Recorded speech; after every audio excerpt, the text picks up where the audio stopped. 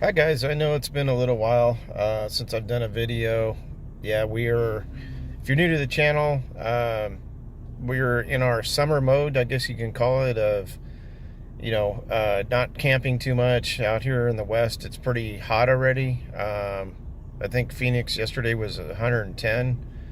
Um, got some family near the Phoenix area, kind of west of there. It was like almost I think 95 at 5 o'clock in the morning, something like that. Just ridiculous hot. um, so yeah, we are taking care of, first and foremost, the RV is finally out of the shop, and I keep meaning to do a video from out in storage, and I need to get out there and do that. We've been so busy with stuff just around the house, um, getting it repaired for, when we start traveling and camping again. We've had a few things around the house, like getting a roof repaired. We're getting some lights really changed out to I'll put a couple camping and trailering and towing. Speaking of which, I'm in and it's got 49. I don't know if you guys can see that, a little over 49,011 on it. Doing good. It finally got the new fuel pump, and actually it seems like it's better, and I didn't really account for that. I knew the fuel pump, the old CP4, I think we went back to CP3, I think is what happened. Leave a comment. My last video of go back to it with the recalls, and I remember when idling it would run a little bit rough, and now when it idles it seems a little smoother. I'm not sure, how much that had to do with it, but maybe they did make some adjustments, to kind of clean things up in there. Either way, power wise, maybe slightly more. Seems honestly about the same. Haven't towed yet, so I'll give you guys a report on that once we get back to towing again. I did see something I want to get hitch wise. I saw a actual hitch cover, which they've probably been out forever. I just never dawned on me to even think about getting one. Kind of short of pulling the hitch all the time. So for the pull ride, I did see one on Walmart.com. I think I'll pick up. They're a little pricey, like 180 bucks. Maybe I can find a generic one, but I do want to cover that hitch.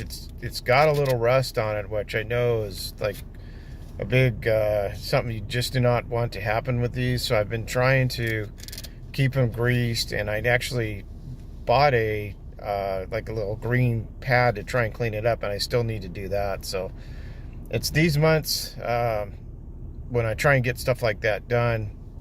We kind of take care of health issues we may be having, doing that, and looking forward to getting back out and camping again.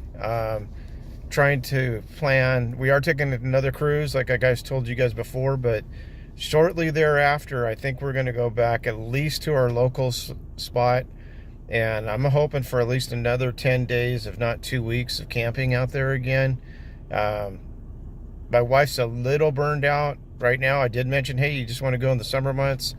I think a couple of reasons she didn't want to do that. One is the heat, and then it is a fair amount of work, especially for her. She does a lot of the cooking, even though at times I'll tell her, hey, we can, there is restaurants right down the road. We don't have to cook tonight, but I think she enjoys it. So it's kind of a double-edged sword, if you will. It's something you enjoy, but then again, it is work. So I think by next fall, we'll be ready to start coming back around on that. Some of the other projects I just been kind of playing around with, I'll put a couple pictures here, is some solar backup battery. I've been just playing around the house with them, seeing what works, what doesn't. I have a smaller unit of Blue Yeti right now, with a couple different panels hooked up. I did a video probably well over a year ago now. I think it's the EB35. I had one of the mobile foldable panels hooked up to it, and I kind of just showed how it worked and how it was drawing power. And I've kind of taken that to the next level now, and I'm actually putting a different type of solar panel, a Renogy, I think is how you say it, Rheology panel with it, which seems to work pretty good. I'm trying to understand the connectors. First and foremost, just to have backup power around the house. And then eventually I'd like to, if we ever do any type of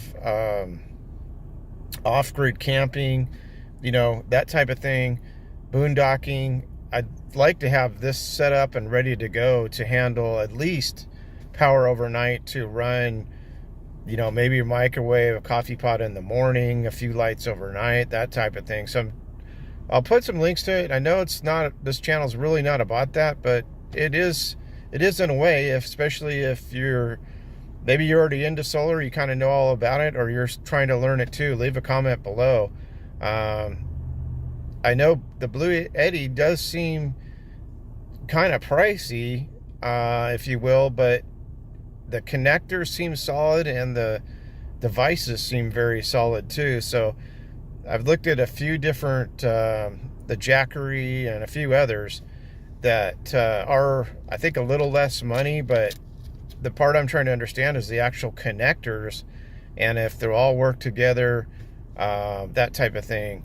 But it's very interesting to me, and I'm more than willing to share the knowledge of it all. And at a minimum, I think it's good to just have some backup power, not only if you're if God forbid the grid goes down for, I don't know, 10 minutes or an hour or longer. It'd be nice to be able to possibly run a fridge if you could save some of your food, and other things like that.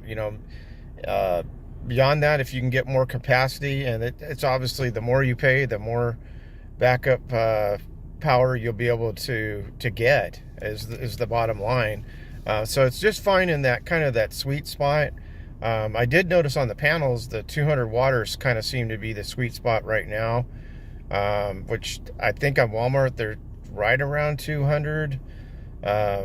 Is where I'm finding them. So, and this is as of June of 2024 pricing. So anyhow, beyond that, it's going good. The dogs are all doing good. I'm in the truck today, waiting on my wife to get her hair done. So I'm just decided to make a video. I'm watching a game on the Fubo TV of all things. They're not a sponsor, but I do enjoy getting some TV on it. Everybody knows we canceled DirecTV a while back, and so the only way to get some sports is find some of these other channels. I think I'll cancel it as soon as the season's over, and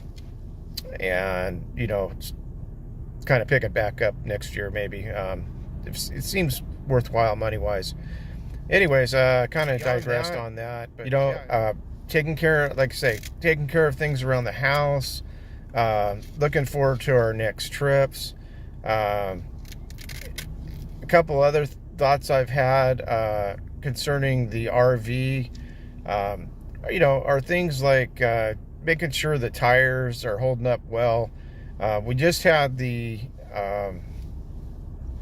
axles greased, I guess you could say. I'll put the name of it that's escaping me.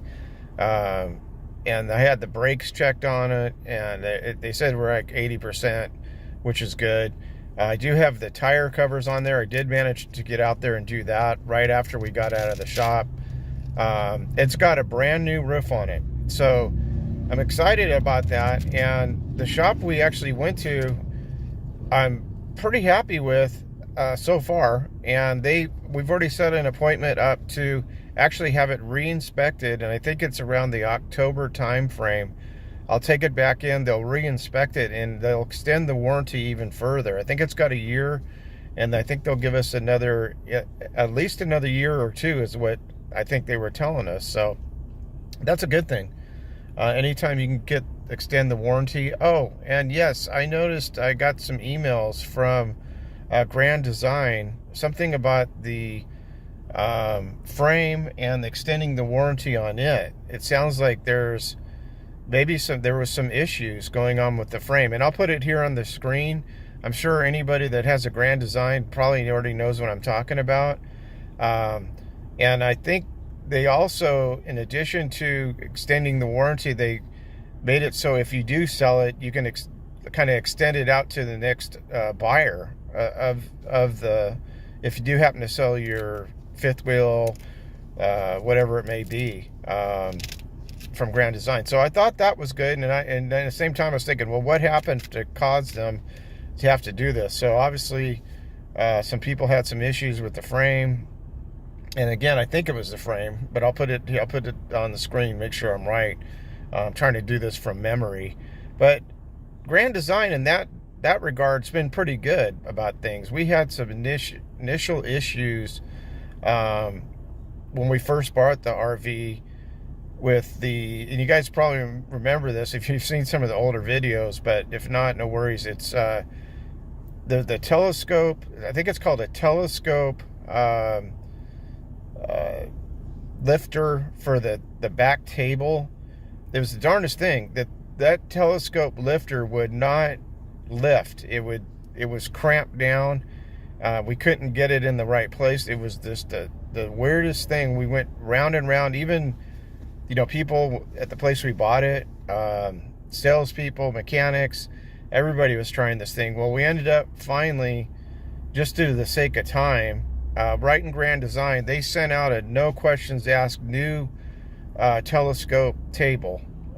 Not the table piece, but the telescope piece. And we just swapped it out ourselves. Super easy. I think I did a video of it when we did it. It was like, or at least showed it after. It was like, I literally like maybe 20 screws, use a electric screwdriver, popped it off, popped the new one on, and bingo, it was working just fine. And we were, it was a hassle. The dealer, I don't know if they're as slow as they were back then, but gosh, they were so slow back then. We just, we could have waited for the dealer to do it, and by all rights, they should have, kind of worked with Grand Design to get this done. We just, for the sake of time, we wanted to camp, we wanted it right. We did it ourselves. Luckily, we could handle it. It was super easy just to pull the old one off. And Grand Design was great about it. They're like, oh yeah, no problem. They shipped this thing out and took care of it. And there's been a couple other things like that. Even down the road, yes, the air conditioners. One of them went out pretty much right away, right after we bought it. Of course, things happen. And our mechanic at the time was just telling us how, these things are just so slapped together that, in the factory, they are so fast putting them together. A lot of times they miss little steps, and one of them was a loose wire up in the air conditioner. He found it, he fixed it, several $100s later because we were out in the field and we were out camping and we needed it quick. So he took care of it, and bottom line, long story short, Grand Design made that right too. They sent us a check for, our expenses on that, and as it should be, And would I buy another Grand Design at this point based on some of the experiences we've already had with them? Yes, I would. I definitely would, because I know, listen, every RV is going to have issues. If you're new to RVing, I don't mean to rock your boat, but it's kind of like having a boat. Now that I said that, there's always little issues going on, and the more support you can get, first and foremost, where you bought it. I mean, if you bought it third party used, that's a little different. But if you went to a dealer, you want your dealer to support you as much as possible, as much as they can, as busy as they can. But then mainly is the manufacturer, because if you have nowhere else to turn, and really a lot of times you probably want to just turn to them first, especially if you're not near a dealer. You may be completely remote where you're reliant on, either the dealer or maybe a mobile person, whatever it may be, which I still encourage everybody to find a good mobile person, especially if you're at camping. We had the awning situation, and this was very recent videos. We had an awning situation where it completely kind of just it was a slight wind and rainstorm, but we don't think that actually did it. The awning basically fell apart. Now, could it have been wind or rain? It is possible. I'm not going to sit here and say it completely wasn't. But anyways, it was basically like an axle rod. And again, I'll try and put all this on the screen. Forgive me if I miss any of it. But it's like the rod that comes out of the motor that spins the awning. Well, it completely severed right there. Thank God we weren't underneath it, or the dogs weren't underneath it when it severed. And so anyways, long story short, it was replaced. Now, it wasn't things like that happen. And the reason I mention it in this context is that when that awning was basically stuck out. Now, could I have taken it off? I had my brother nearby, and we were actually considering taking it off and, doing what we had to get the RV back home or back to storage. But long story short, found a good local company that's mobile as well. They came out and took care of it. And we were basically stuck. We were stuck. Again, yes, we could have took it off.